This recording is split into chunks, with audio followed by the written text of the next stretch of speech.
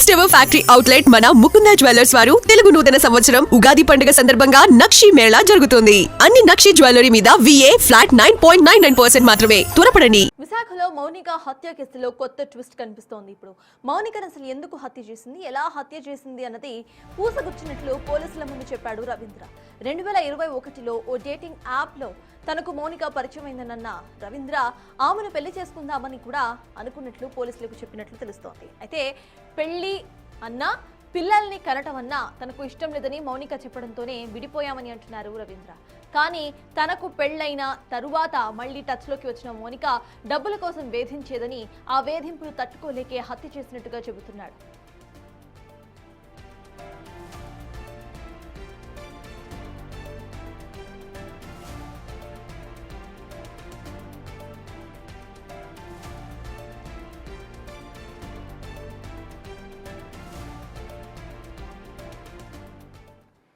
ఇదే అంశంపై పూర్తి డీటెయిల్స్ మా ప్రతినిధి రాజు అందిస్తారు. రాజు, చెప్పండి, మౌనిక హత్య కేసుకు సంబంధించి అసలు ఎటువంటి డీటెయిల్స్ బయటకు వస్తున్నాయి, అప్డేట్స్ ఏంటి రాజు?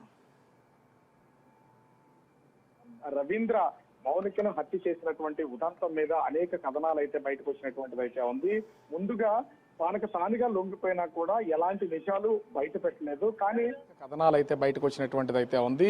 ముందుగా తానకు తానుగా లొంగిపోయినా కూడా ఎలాంటి నిజాలు బయట పెట్టలేదు, కానీ హత్య చేసినటువంటి రవీంద్ర మౌనికను హత్య చేసి ఎక్కడ కట్ చేశాడు, తన ముక్కముక్కలుగా చేసి తన శరీర భాగాలను ఎక్కడ పడేశాడు, ఇవి మాత్రమే బయటకు వచ్చినటువంటిది అయితే ఉంది. కానీ మొత్తం తన వాంగ్మూలంలో అనేక విషయాలు అయితే బయటపెట్టినటువంటి పరిస్థితి అయితే ఉంది.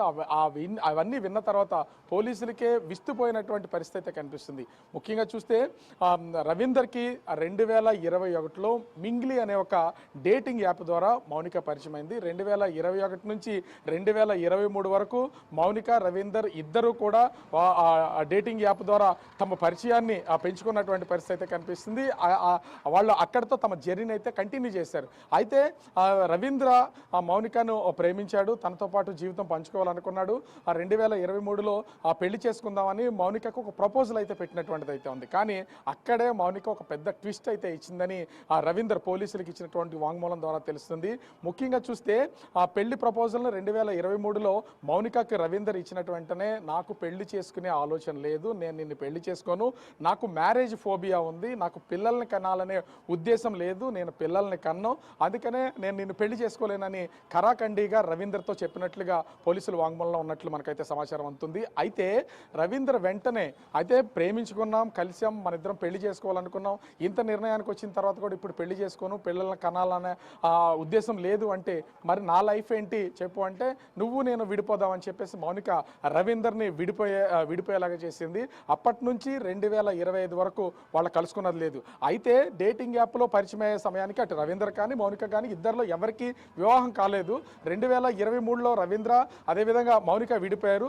అయితే మళ్ళీ సెకండ్ ఇన్నింగ్స్ లాగా 2025 డిసెంబర్లో అంటే 4 నెలల క్రితం ఒక డిఫెన్స్ ప్రోగ్రాంలో మౌనిక మళ్ళీ రవీందర్ని అయితే కలిసినటువంటిది అయితే ఉంది. ఆ రవీందర్కి తనకు తానుగా ఫోన్ చేసి నీతో మాట్లాడాలన్నది, నిన్ను కలవాలన్నదని చెప్పినటువంటిది అయితే ఉంది. అయితే అప్పటికే పెళ్లి అంటే వివాహం జరిగినటువంటి రవీంద్ర తన భార్య అంటే గర్భవతి కావడంతో పుట్టింటికి అయితే పంపించాడు. తన పుట్టింట్లో ఉండడం, రవీంద్ర ఇంటి దగ్గర ఒక్కడే ఉన్నటువంటి పరిస్థితి అయితే ఉంది. ఈ నేపథ్యంలోనే మౌనిక ఫోన్ చేయడం, ఆ మౌనికతో తరచూ మాట్లాడడం అయితే స్టార్ట్ చేసినటువంటిది అయితే ఉంది.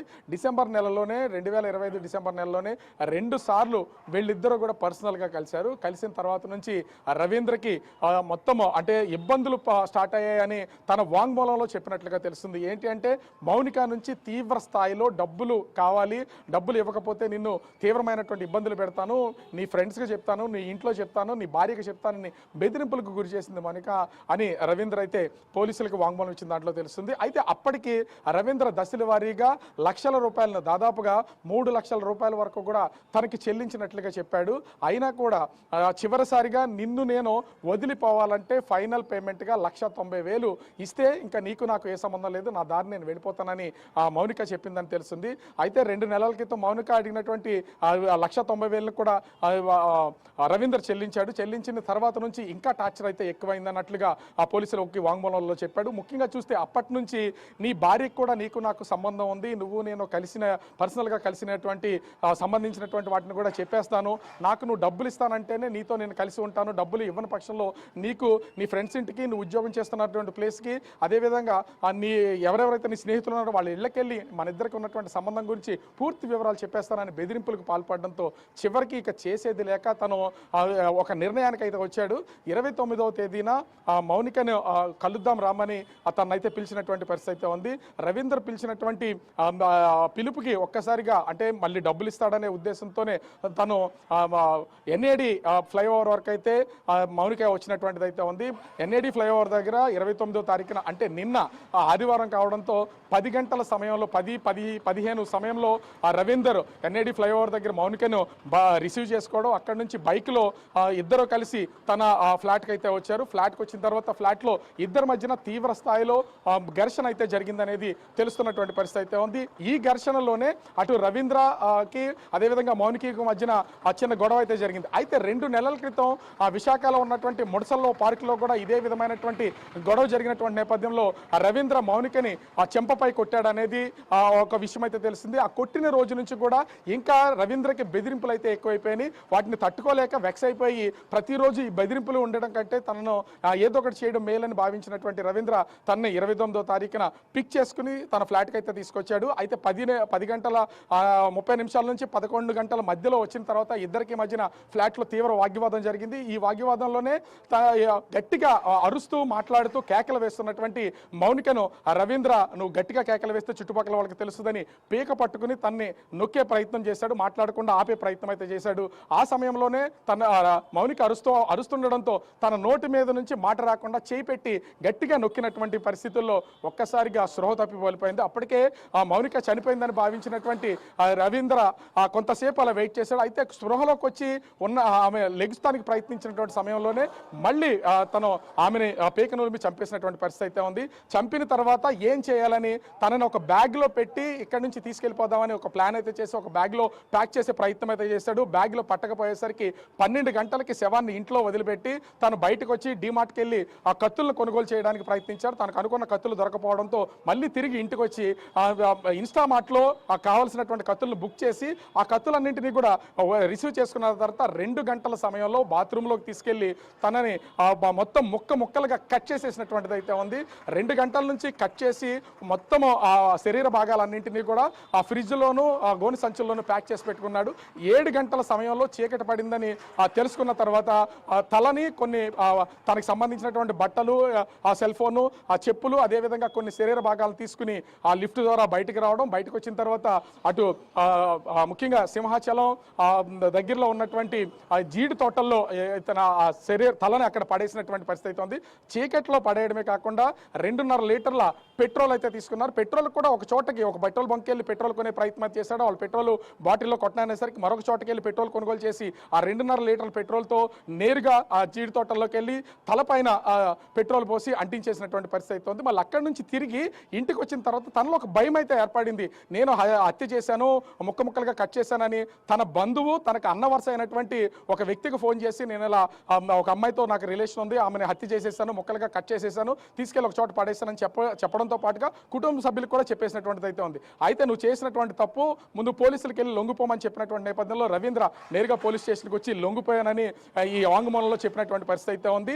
చెప్పినటువంటి ప్రతి దాన్ని లింక్ చేసి చూసినటువంటి నేపథ్యంలో మొత్తం అంతా కూడా పోలీసులు సీన్ రీకన్స్ట్రక్షన్ చేసినటువంటి పరిస్థితి అయితే ఉంది. ఈ సీన్ రీకన్స్ట్రక్షన్ లో ఎక్కడెక్కడ ఇంటికి వెళ్ళాడు, ఇంటి దగ్గర తను బాత్రూంలో తన శరీర భాగాల్ని కట్ చేసినటువంటి ప్లేస్లోను అదేవిధంగా కత్తుల్ని అన్నింటినీ స్వాధీనపరిచినటువంటిది అయితే ఉంది. అదేవిధంగా ఫ్రిడ్జ్ లో ఉన్నటువంటి శరీర భాగాల్ని తర్వాత ఆ పక్కనే ఉన్నటువంటి గోను సంచిలో ఉంచినటువంటి శరీర భాగాలను కూడా పోలీసులకు అయితే చూపించాడు. వాటన్నింటినీ స్వాధీనం చేసుకున్నటువంటి పోలీసులు అక్కడి నుంచి సీన్ రీకన్స్ట్రక్షన్ కోసం మళ్ళీ సింహాచలం పక్కన ఉన్నటువంటి ఈ జీడి తోటలోకి అయితే తీసుకెళ్ళినటువంటి పరిస్థితి అయితే ఉంది. ఆ జీడి తోటల్లో కూడా ఈ శరీర భాగాల్ని తీసుకుని అక్కడ ఆ సీన్ రీకన్స్ట్రక్షన్ లో మొత్తం అన్నింటినీ ఎంక్వైరీ చేసుకుని ఆ స్థానిక విఆర్ఓతో సంతకాలు తీసుకుని వాళ్ళైతే ప్రస్తుతం పోలీస్ అంటే మెడికల్ చెకప్లకు అయితే తీసుకొచ్చినటువంటి పరిస్థితి అయితే ఉంది. అయితే నిన్న 11 గంటల సమయంలో ఆ రవీంద్ర పోలీసులకి లొంగిపోయాడు కాబట్టి అప్పటి నుంచి టైం కౌంటింగ్ అవుతుంది. అంటే ఈ రోజు 11 గంటల లోపు అతన్ని పోలీసులకైతే అంటే జడ్జి గారి ముందు ఖచ్చితంగా మ్యాజిస్ట్రేట్ ముందు వీళ్ళని ప్రవేశపెట్టాల్సినటువంటిది అయితే ఉంది. ఇప్పటికి సంబంధించి పోలీసులు తన వాంగ్మూలానికి ఆధారంగా కేసు రీకన్స్ట్రక్షన్ చేయడమే కాదు, మొత్తం అంతా కూడా ఆ కేసుకు సంబంధించినటువంటి అన్ని వివరాలను పూర్తిగా నమోదు చేసినటువంటి పరిస్థితి అయితే ఉంది. మరి కొద్దిసేపట్లో మీడియా ముందుకి పోలీసులు రావడంతో పాటుగా రవీందర్ని మ్యాజిస్ట్రేట్ ముందు ప్రవేశపెట్టే అవకాశం అయితే కనిపిస్తుంది. అంటే పూర్తి స్థాయిలో మౌనిక రవీందర్ని చిత్రహింసలకు గురి చేసింది అనేది తన వాంగ్మూలంలో చెప్పినటువంటి పరిస్థితి అయితే కనిపిస్తుంది. ఎన్ని డబ్బులు ఇచ్చినా కూడా ఒప్పుకోవడం లేదు, ఎంత డబ్బులు ఇచ్చినా కూడా అంగీకరించకుండా తనని హింసలకు గురి చేసింది. ముఖ్యంగా చూస్తే ఆ డబ్బులు తీసుకోవడం, తర్వాత నీ భార్యకి చెప్తాను, నీ స్నేహితులకు చెప్తాను, వాళ్ళ ఇల్లు కూడా తెలుసు, వాళ్ళందరి దగ్గరికి తీసుకెళ్లి నీ పరువు తీసేస్తానంటే పరువు పోగొట్టుకోవడానికి ఇష్టం లేనటువంటి రవీంద్ర హత్య చేసి ఆ శవాన్ని మాయించేస్తే ఎవరికీ తెలియదు కాబట్టి ఇదంతా కామ్ అయిపోద్దని భావించే నేను ఈ హత్యకి పాల్పడ్డానని చెప్పినటువంటి పరిస్థితి అయితే ఉంది. అంటే హత్య చేసినటువంటి రవీంద్ర తనని ముక్కలుగా నరికి మరొక తప్పు చేసినటువంటి పరిస్థితి అయితే ఉంది. ఓవరాల్ గా చూస్తే రవీంద్ర తీసుకున్నటువంటి అంటే మౌనిక పెట్టినటువంటి ఆ చిత్రహింసలను భరించలేక, ఆ మాటలను భరించలేక ఒక పక్క నుంచి భార్య వైపుకి, ఆ భార్యకి కానీ భార్య బంధువులకు కానీ, అదేవిధంగా తను నేవీ ఉద్యోగం కావడంతో తన స్నేహితులకు కానీ, నేవీ కార్యాలయంలో కానీ ఎక్కడ చెప్పినా కూడా తన పరువు పోవడంతో పాటు ఉద్యోగం కూడా పోతుంది. దానికంటే హత్య చేసి మొత్తం శవం లేకుండా మాఫ్ చేస్తే ఖచ్చితంగా దీని నుంచి బయటపడొచ్చని భావించినటువంటి వ్యక్తి ఈ హత్యకు పాల్పడినటువంటి పరిస్థితి ఉంది. కానీ ఇక్కడ క్రూరత్వంగా ఆలోచించాడు. హత్య చేసినటువంటి అంటే క్షణికావేశంలో పీక పట్టుకోవడం, నోరు నొక్కేయడం, స్రోగ కోల్పోయిన తర్వాత ఆమెను చంపేయడము, ఇక్కడ వరకు సర్వసాధారణంగా ఇద్దరు ప్రేమికుల మధ్యనో లేదా భార్యాభర్తల మధ్య జరిగే వాటిల్లో ఆ ఘర్షణలో చనిపోయే అవకాశం ఉంటుంది. కానీ తర్వాత తనని ముక్కలుగా నరకడానికి ఒక డిమార్ట్కి వెళ్ళడం, అక్కడ నుంచి ఆ కత్తులు కొనుగోలు చేయాలని ఆలోచన చేయడం, మళ్ళీ ఇన్స్టామార్ట్లో కత్తులు కొనుగోలు చేసి తన ముక్కలుగా నరికి తీసుకెళ్లినటువంటి ఉదంతం కూడా ఎంతో కర్కశంగా ఉంది. అయితే అతను మెంటల్ స్టెబిలిటీ ఏ విధంగా ఉందనేది దీన్ని బట్టి అర్థం చేసుకోవచ్చు. అయితే 2025 డిసెంబర్లో తన లైఫ్లోకి రీఎంట్రీ ఇచ్చినటువంటి అంటే 2021లో మింగ్లీ యాప్ ద్వారా మౌనిక పరిచయం అయింది. మధ్యలో 2023లో వీళ్ళిద్దరి మధ్యనటువంటి బంధం తెగిపోయింది, వ్యవధారణలు వెళ్ళిపోయారు. 2 సంవత్సరాల తర్వాత మళ్ళీ 2025 డిసెంబర్లో రీఎంట్రీ ఇచ్చిన తర్వాత తనకి మానసిక ప్రశాంతత లేదనేది భావించినటువంటి పరిస్థితి అయితే ఉంది. భార్య ఇంట్లో లేకుండా డెలివరీకి వెళ్ళినటువంటి నేపథ్యంలో ఇంటికి అంటే దగ్గరైనటువంటి మౌనికతో మింగిల్ అయిపోవడం, తర్వాత తన దగ్గర పూర్తిగా సరెండర్ అయిపోయినటువంటి నేపథ్యంలో చివరికి ఆమెను హత్య చేసే వరకు వెళ్ళినటువంటి పరిస్థితి కనిపిస్తుంది. ఈ నేపథ్యంలోనే రవీంద్ర ఆమెను హత్య చేసినటువంటిది అయితే ఉంది. మరి కొద్దిసేపట్లో దీనికి సంబంధించినటువంటి పూర్తి స్థాయి వివరాలను కూడా పోలీసులు బయటపెట్టే అవకాశం అయితే కనిపిస్తుంది. సత్తాస్. ఎస్, థ్యాంక్ యూ రాజు. మొత్తానికి ఇటు విశాఖలో మౌనిక హత్య కేసులో ఇప్పుడు ట్విస్ట్ బయటకు వచ్చింది. మౌనిక తనను వేధించింది, డబ్బుల కోసం వేధించింది అంటూ కూడా నిందితుడు ఒప్పుకున్నాడు. ఆ తర్వాత ఎలా హత్య చేశాడు అనేది పూసగుచ్చినట్టుగా పోలీసులకు చెప్పినట్టు తెలుస్తోంది. అయితే జడ్జి ముందు ఇవాళ నిందితుడిని ప్రవేశపెట్టే అవకాశం